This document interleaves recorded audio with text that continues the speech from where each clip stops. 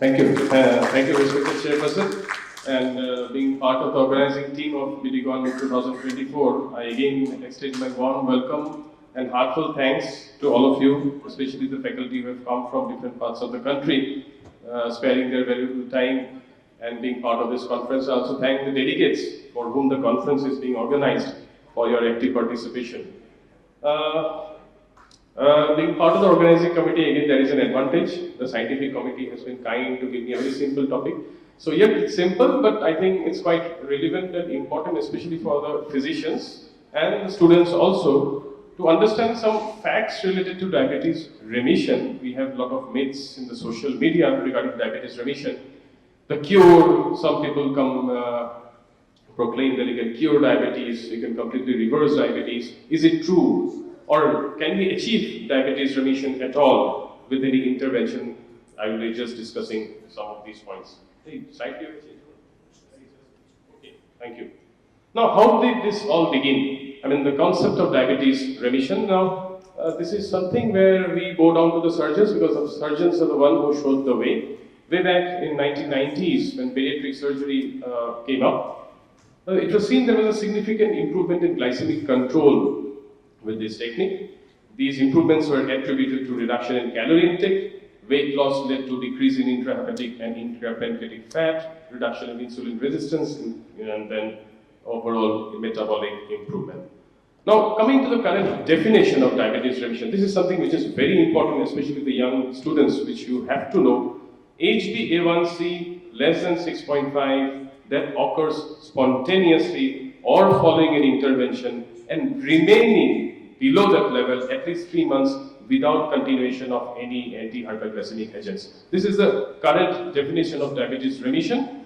And in some cases where HbA1c has a fallacy, especially some hemolytic anemias where you cannot depend on HbA1c, you can go for a CGM where an EA1C or a GMI less than 6.5% along with a fasting of less than 126 can be considered to be a person in remission. Now, again, the controversial terms, the reversal, cure, which is the most appropriate term to be used. Reversal and cure are something probably we should not use in because of lack of scientific evidence. Cure suggests that all aspects of diabetes are completely normalized. No clinical follow-up care management is needed to prevent further hyperglycemia, and all other health risks associated with diabetes are gone. Reversal describes the process of returning to blood glucose levels below those used to diagnose diabetes, but doesn't imply further support is not needed to prevent high blood sugar levels. Now, reversal is something which cannot be attributed to remission. Diabetes is a continuous process. We have insulin resistance, we have beta cell dysfunction. You cannot reverse the pathophysiology of diabetes. You can bring down the blood glucose level to below the diagnostic cutoff, but the pathophysiology still remains. Once you stop the dietary control, once you stop exercising, intercurrent illness, stress, again the blood glucose will go up. So cure is something which is defined as restoration to good health, while remission is defined as abatement or disappearance of signs and symptoms of disease. So cure basically is used to some define acute diseases. Patient is suffering from enteric fever, maybe viral hepatitis, patient is cured of the disease, but you cannot be cured of diabetes. How do we classify diabetes remission? Now, this is a 2009 consensus, older consensus, where there were 3 classifications. One was a partial classification, where hyperglycemia below diagnostic thresholds for diabetes. That means patient was in the pre-diabetic range, remained without pharmacotherapy for 1 year. That is partial remission. Complete remission is patient became completely normoglycemic. A1C less than 5.7, fasting blood glucose less than 100, remained for 1 year. So partial is pre-diabetic, complete is completely normoglycemic. Prolonged remission is something when a person remains complete remission for 5 years. Now, this was the 2009 consensus. For academic purpose, you should know, but 2021 consensus has done away with this classification because of complexity and lack of evidence and lack of the clear consensus regarding the maintenance period.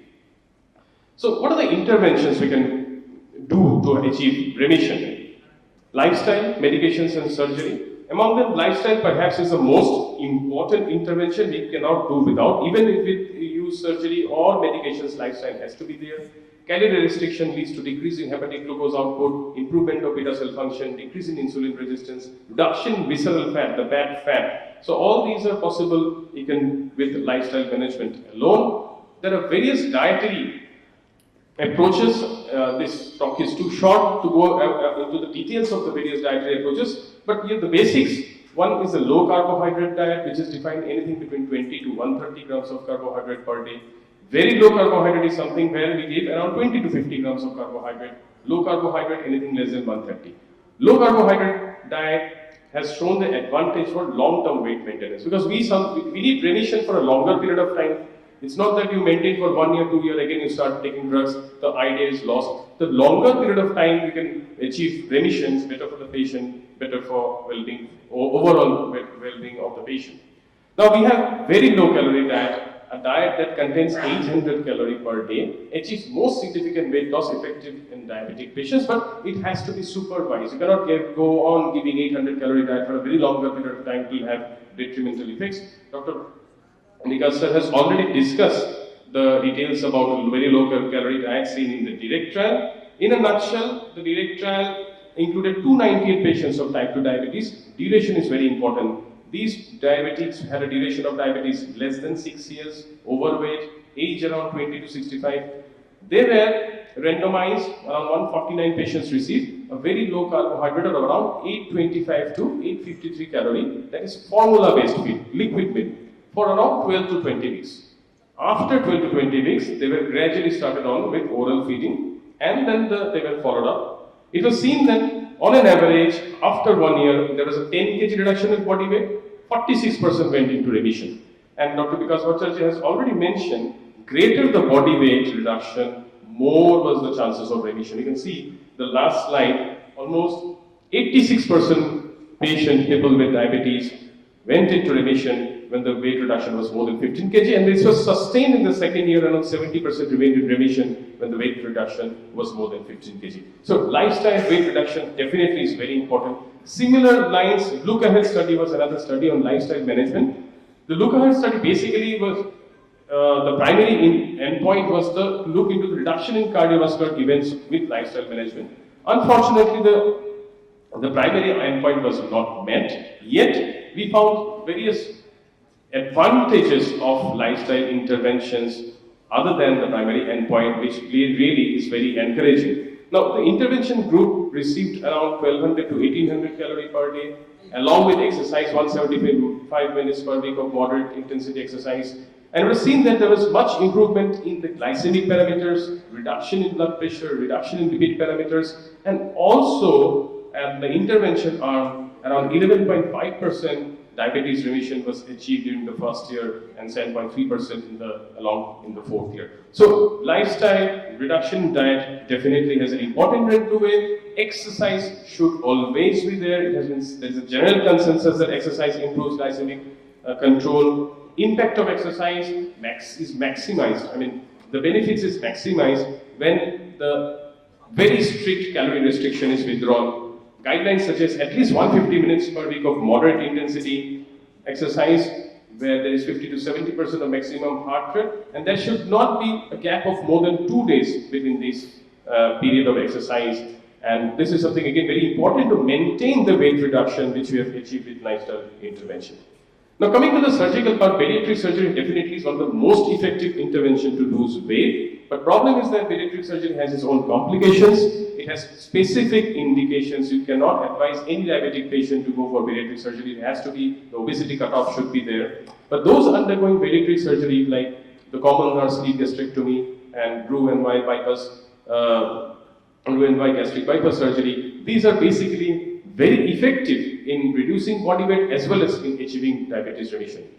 The 5-year follow-up of the sleeve pass RCT, it showed that the randomized clinical equivalence trials reported partial or complete remission of type 2 diabetes in 45% of those undergoing RYGD and versus 37% of those undergoing sleeve gastrectomy. Very effective.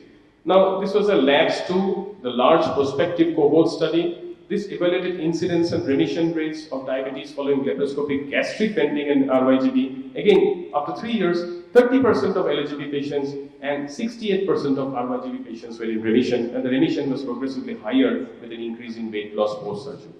Now, is it just the weight loss or is it a very prolonged process which leads to remission? Patients undergoing bariatric surgery may not be following the norms we see in lifestyle, something which may occur very early. We sometimes see the patients who are discharged after bariatric surgery, say after 10 to 15 days. Even in those patients, the pharmacotherapy is stopped, patient remain normoglycemic, and very soon the patient goes into remission much earlier. Now, there is something called the Taylor twin cycle theory. If you can see the picture here, basically the bicycle is controlled by the handlebars, which represent excess of calorie intake. And in presence of excess of calorie intake and hyperinsulinemia and insulin resistance, there is increased lipogenesis in the liver, excess of liver fat, hepatic steatosis, further increasing insulin resistance, hyperinsulinemia, and the vicious cycle continues. Now, what happens when there is excess of liver fat? Something will spill out, the liver has to export. The liver exports the VLDL triglycerides. Dr. Ramanpuri had mentioned about the importance of VLDL triglyceride as well. Now, the liver exports the VLDL triglycerides, there is excess of free fatty acids in the circulation. Now, these excess fatty acids get deposited in the islet cells. The pancreatic islet cells take up these fatty acids, ultimately leading to beta cell dysfunction, decreased insulin secretion, coupled with insulin resistance, giving rise to much high hyperglycemia. Now, this is what happens also gradually when we follow lifestyle and dietary and exercise. And this happens very early in bariatric surgery. This whole mechanism is reversed. And this is why? Because there is a negative calorie balance. Patient remain empty stomach for a very long time. They remain NPO, nil per mouth for a very long period of time, on liquid diet, maybe on rice food, maybe for a few period of days.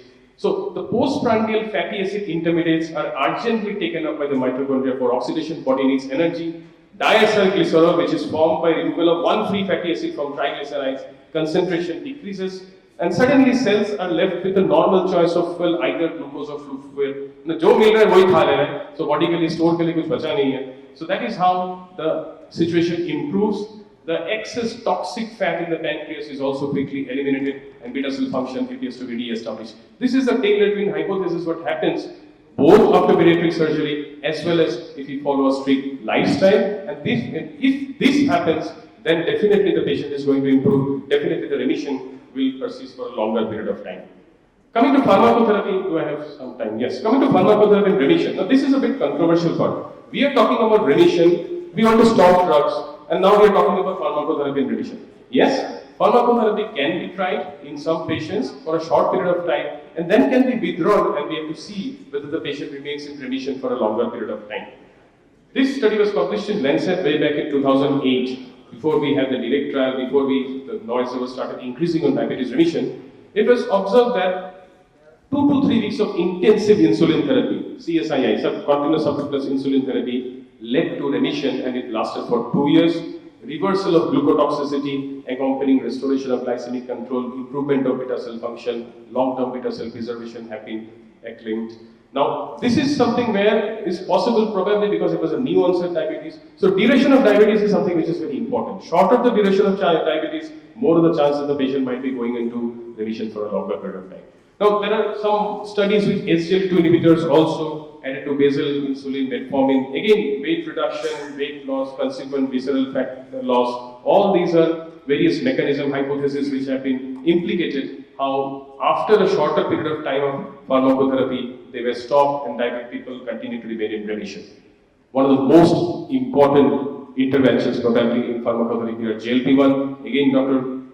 Ambika sir has already mentioned in depth about the newer GLP-1 molecules. We have semaglutide, once weekly semaglutide. Then we also have tirzepatide. Tirzepatide, in fact, has shown a greater weight loss. 15 milligram weight loss has shown 15 milligram maximum dose weekly has shown around 20% weight loss in around 33% patients. So in these patients also, if we achieve the weight loss, a good glycemic control, then definitely the remission is possible with pharmacotherapy as well. Now there are a lot of studies, lot of agents have been tried. In a nutshell, this is the chart where the different agents which have been used as pharmacotherapy to achieve remission. They've studied with orlistat and metformin as well. Pioglitazone along with metformin and glycoside have been tried in small trials, which also showed definite improvement in this aspect. Now, when we check for A1C after intervention? Now, this is something which is very important. If you are given a pharmacotherapy, stop the pharmacotherapy and then check A1C after 3 months and see whether the patient is in remission. Surgery, again same. After surgery, 3 months later, you check A1C and see it is less than 6.5, then you can see the patient is in remission. Lifestyle may take a longer period of time, so at least 6 months from the beginning of lifestyle or at least 3 months after cessation of pharmacotherapy. So 6 months for lifestyle, that is what is a take-home message. Basically, this is when we check the A1C and say yes, the patient is in remission, and then we have to keep monitoring the A1C to see the patient is in remission or whether the patient again needs rescue therapy at any point of time.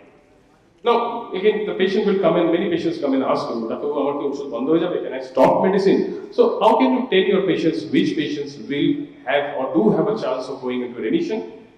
Again, as I mentioned, shorter duration of diabetes. Direct trial included patients, diabetes duration was less than 6 years. There are another 2 trials, one from Middle East, where diabetes duration was 2 to 3 years. So, shorter the duration of diabetes, definitely the chances are more high. Presence of adequate pancreatic reserve.